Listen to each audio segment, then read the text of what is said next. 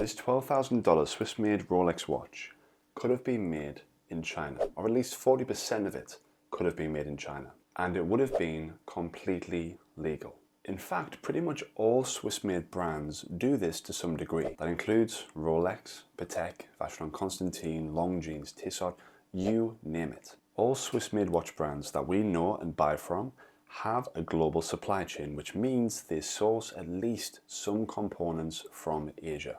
And I have proof. And so I'm going to show you how and why and also who is making most of their watch components in China and then selling it with a Swiss-made label, just so they can make some healthier profits. Now, when we see the Swiss-made label, what comes to mind? Probably some master watchmaker sitting there in the heart of Switzerland with the beautiful mountains outside and this crisp office in this beautiful white lab coat, making a timepiece from scratch with nothing but raw metal surrounding him. Yeah, that's just not reality. And that's exactly what the brand's marketing team wants you to think. Let's do a quick wrist check before we get into the video. This is the Evermont 38 watch from Emmett & Scott. This is a one-of-one rose gold. It's not available anywhere. It's just a piece that I made for myself as kind of a celebration when we sold the first 100 pieces of the Evermont, which I definitely wasn't expecting to happen, but you know, it's continued to go from strength to strength.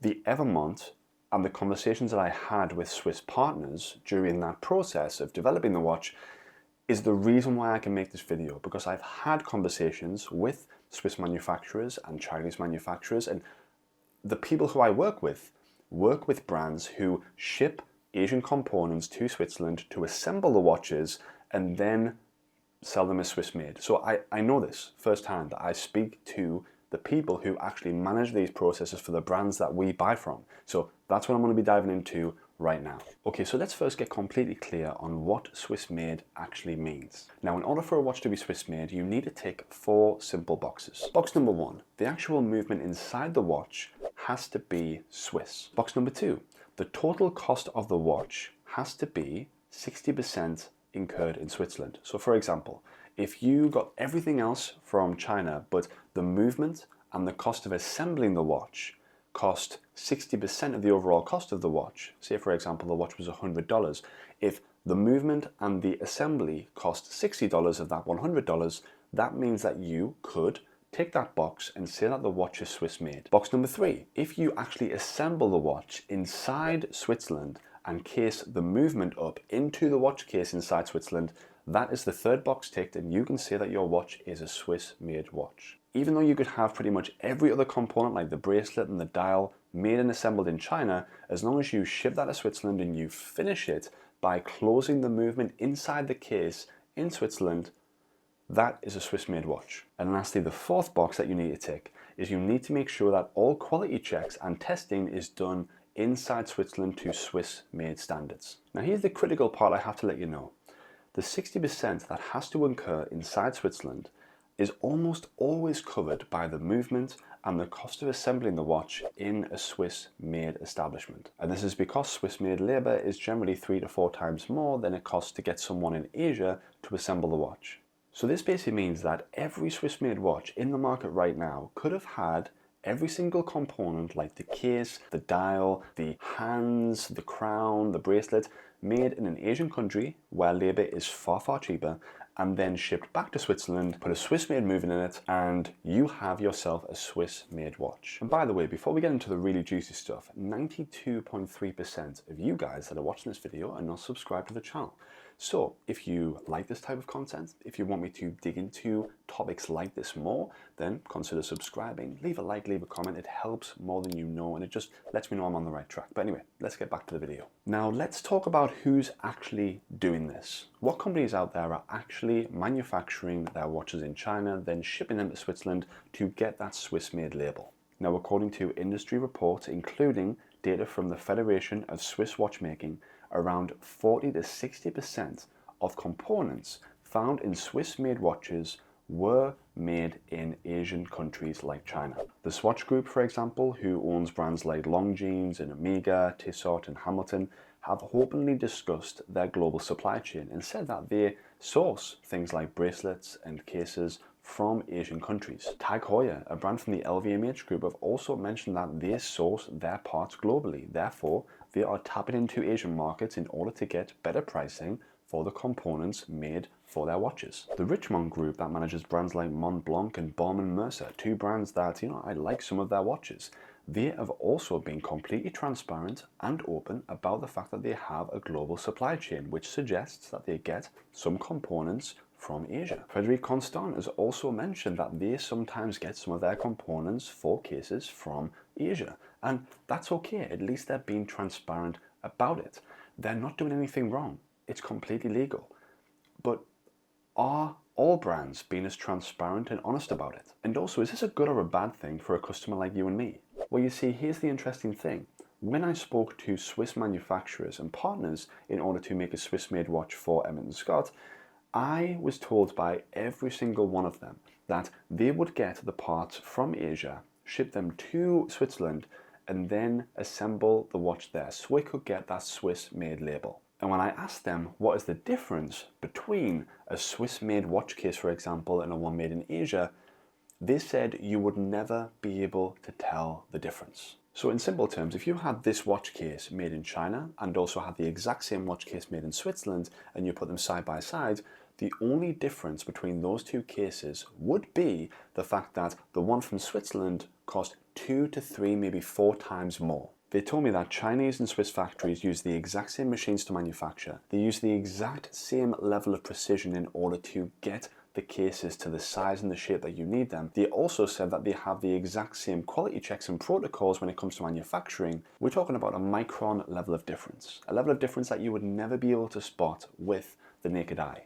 Which means a case manufactured solely in Switzerland is going to be indistinguishable, exactly the same as a case made in China, as long as it's done correctly. So what are you actually paying for when you pay for Swiss made? What are you actually getting for your money? Well, you're getting 3 very specific things. Number 1 is you're getting the Swiss assembly and quality control. This is the final assembly, putting everything together, making sure the watch is going to perform to the standard that you expect. Number 2 is you're paying for Swiss testing protocols, independent bodies like COSC and METAS that ultimately help you to be fully confident that your watch has been tested thoroughly. This is done for a very small fee of kind of $150 to $200, and that is ultimately added to the price and cost of the watch. Therefore, you are getting that confidence that your watch can really perform in any given environment. And thirdly, you're paying for the confidence in the reputation of the Swiss watch industry. Listen, these guys have been doing this for 2 centuries. They know what they're doing. These tests, the protocols that they have, the processes, their know-how and expertise means that when they say that a watch is going to last you a long time, it's going to last you a long time. And China and other Asian countries can copy a lot of things, but you cannot replicate or mimic 2 centuries worth of experience and expertise. But the actual manufacturing of components can be copied, and they are. And the crazy thing is that you and everyone else should know is that some of the manufacturers that I've had meetings with have said that they make bracelets, for example, and other components for watches that sell for $5,000, as well as in the exact same factory, components for watches that sell for, say, $200. And so the question is that a bad thing for us as a customer?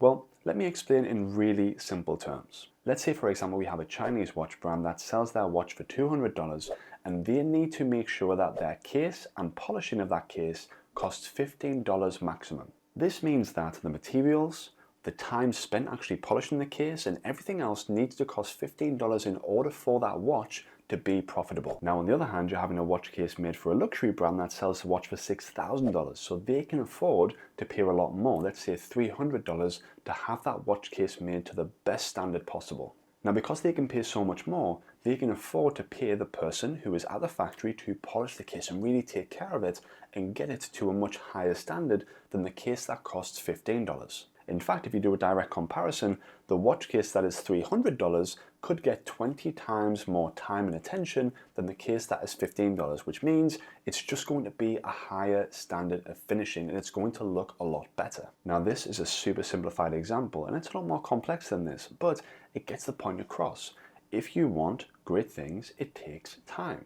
And this is the difference in a lot of cases with excellent products and mediocre ones. So why don't all these companies just get everything made in Switzerland and keep everything inside the country? Well, a Swiss watchmaker is going to be earning anywhere between 50 to 80,000 euros per year, whereas someone in Asia who has a very similar skill set and can produce pretty much an identical product is going to be paid a lot less, let's say 8 to 15,000 euros per year, which means that if every single Swiss-made watch had to be made completely inside Switzerland, the watch price themselves would have to at least be double or triple what we're currently paying right now. Which means that a Rolex Datejust like this, for example, could go up in price by 2 or 3 times, which just isn't accessible for most people. And it also doesn't make sense to pay so much more for something that you can get elsewhere for far cheaper to the exact same standard. So is the Swiss-made label misleading? Well, legally, no. It meets a very clear and direct criteria. But is it ethically misleading? Well, I think that kind of comes down to what the customer thinks they're buying. If you believe that all Swiss-made watches have been handcrafted in the heart of Geneva by some old man in a nice white lab coat, then you're in for a little bit of a surprise. But if you believe that the Swiss-made label is a seal of approval, where whatever watch comes out of Switzerland with that Swiss-made label has been tested and is going to perform to the expectations that has been set by the brand themselves, then that is more at one with reality. The reality is that the Swiss are doing what they do best, and they have outsourced the stuff that they can get cheaper so they can not only make more profit but also offer more accessible Swiss-made watches to the world. They've expanded their supply chain globally, not through greed specifically, although maybe in some cases, but more so to make Swiss watchmaking more accessible to the general public. You're not paying for every single component of that watch to be Swiss. You're paying for that seal of approval, the confidence that you know that the Swiss guys have taken care of you and they've made a watch that is going to last the test of time. Now, has this maybe changed your mind in regards to how you see the Swiss-made label? What are your thoughts? And do you think 60% is enough to actually label a watch as Swiss-made? And if you like these deep dives and you want to see more content like this, then consider subscribing. But apart from that, I will see you next time.